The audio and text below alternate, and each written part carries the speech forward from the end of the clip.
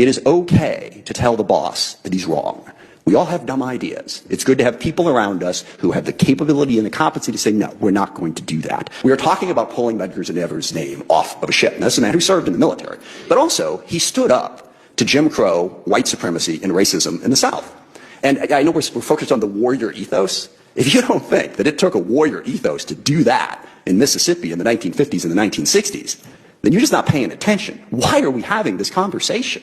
So we're at a situation now where the military is denigrating Medgar Evers, who died standing up for the values that I think are central to our country. One of the things I love about the military is service above self. I mean, it's such an important message that everyone who serves says that. No one I can think of personifies that more than Medgar Evers. Instead, we're going to go back to renaming the bases after the Confederates. Now, I know, apparently you spend a lot of time finding other names that apply to people who actually did serve this country honorably. But President Trump, just was it yesterday, 2 days ago now, down at Fort Bragg, when he blatantly politicized the United States military, sort of, as they like to say, said the quiet part out loud, that those bases are being renamed for the Confederates. So we honor white supremacist, slave-owning insurrectionists who lost, by the way, they're losers, instead of Medgar Evers. Can we please just stop? And now we've got the changes to the names. And this changing the names of ships, going back to the original names of the Confederacy for all of our military bases. Why are we doing that? We are banning books. We are pulling images down off of the website, leading to some just sort of ridiculous things. There was, of course, the instance when all reference to the Enola Gay disappeared for a few days. Now, that's kind of funny because in that context, gay means something different.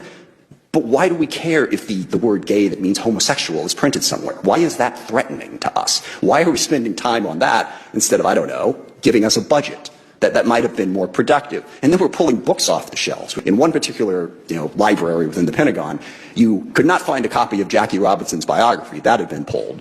But you could find 2 copies of Mein Kampf. And Mr. Secretary, your summary of the problem, where you said that basically the problem with DEI is there just aren't enough trannies from Brooklyn or lesbians from San Francisco who want to join the 82nd Airborne.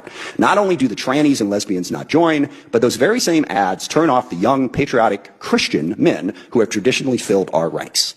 We can go after the extremes of DEI without denigrating and insulting people, and by the way, leaving out the Jews, apparently. Why does an air traffic controller have to be a Trump supporter? Can we please just get back to the business of treating everybody equally and with respect? Because the thing is, we are a diverse nation. We need to be inclusive. And we need to not actively insult people who don't happen to fit our preconceived notion of what a member of the military should look like. If you're focused on loyalty, you're not focused on competency, you're not focused on ability, and it is the wrong way to go.